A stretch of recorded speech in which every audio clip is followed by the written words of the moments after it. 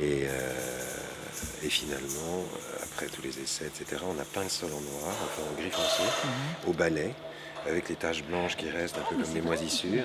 Quoi? Ce que je disais, c'est vrai. Totalement vrai. Parce que je On a disais fait ça ça. en matière de plaisanterie. Ah, c'est totalement. C'est une peinture, lui. Au départ, je croyais que ça se fait. Oui, tout à fait. Mais il y a eu plein de versions. Finalement, moi, je faisais un voilà, c'était en plus avec ce détail que je n'avais pas prévu. Ce qui est On a une génial, grille c'est de ce vidange. graille, Voilà, on a une grille de vidange. avec la verticale qui fait C'est formidable. Et l'installation son totalement verticale. Ici, on est autant là-bas, on est en défilement horizontal, autant ici, on est dans vertical. Ça, c'est la railway station de Wrocław. Sur Google Earth, il y a un reflet solaire Sur la verrière. sur la verrière. La gare. Alors, l'idée, c'est d'obtenir l'autorisation au moins pour l'inauguration, que par groupe de 5 ou par groupe de 10, on puisse passer aux étages. Si vous ne l'avez pas fait, ça mérite. Ça va comme vous voulez? Donc, l'idée, c'est que le public monte aux étages, parce que vraiment, dans cette aventure, l'écran, c'est pas seulement la zone de projection, c'est totalement l'ensemble du studio qui fonctionne comme une espèce de bateau, comme une espèce de cathédrale métallique. Et c'est vraiment ça l'idée.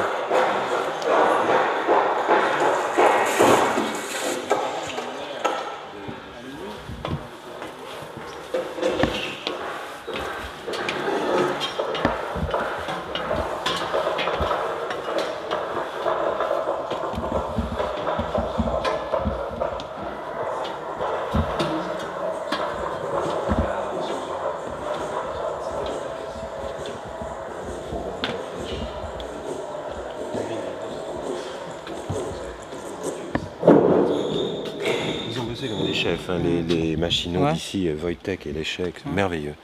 Plus vraiment avec un engagement, un courage. Donc après, techniquement, comment c'est fait avec les images de Alors en fait, Google Earth? c'est filmé sur des grands écrans, parce que c'est pas du tout évident, on peut pas le capturer, il y a tous les codages qui empêchent, etc.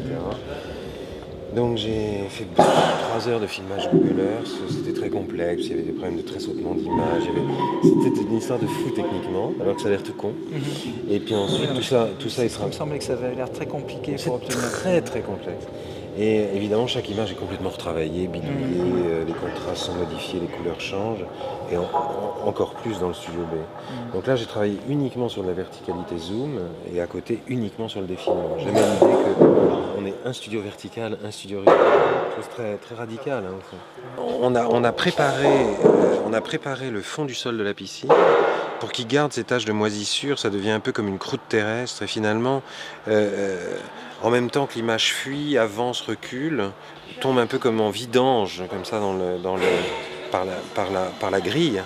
On a toujours l'œil et les sens interpellés par un niveau d'image différent. Est-ce que, au moment où on croit apercevoir quelque chose, ça commence déjà à s'enfuir. Donc c'est vraiment une réflexion aussi sur l'image, la perception, l'illusion aussi de la carte. Dingue, mais c'est comme ça. Donc on laisse la porte entrouverte, voilà, comme ça, on se faufile. Cette porte-là, je la connaissais pas. Quand j'ai su qu'elle existait, qu'elle pouvait s'ouvrir, ça a donné le sens à tout. Le sublime, ce studio. C'est la chapelle dans la cathédrale.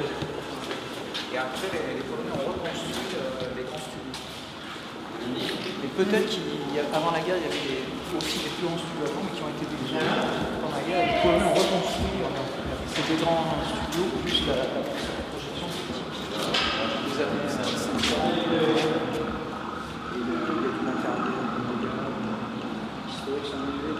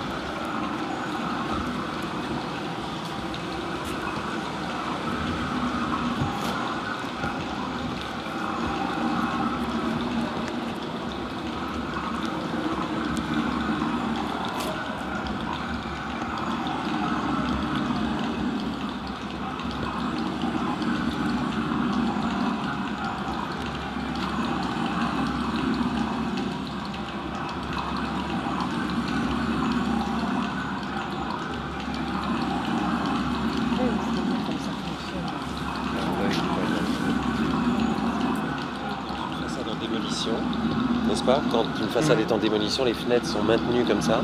Donc il y a l'idée vraiment d'une immense fenêtre, comme comme pour parler d'une planète en péril. Vous voyez ce que je veux dire? Il y a aussi l'idée de la menace. Et puis à partir de là, moi c'est tout mon travail toujours sur la présence de l'image et l'absence de l'image. C'est vrai aussi dans la verticale, c'est vrai ici. Donc ça me raconte un écran crevé en son centre, où l'image mentale fonctionne, du genre quel est le manque. Donc au fur et à mesure que vous voyez défiler les images, vous inventez ce qui manque, et en même temps vous le retrouvez de l'autre côté. Donc c'est beaucoup de choses, et en même temps ça me raconte ça, ça me rappelle le montage des images. Donc j'appelle ça un objet philosophique, c'est-à-dire que c'est un objet qui fait penser. Voilà.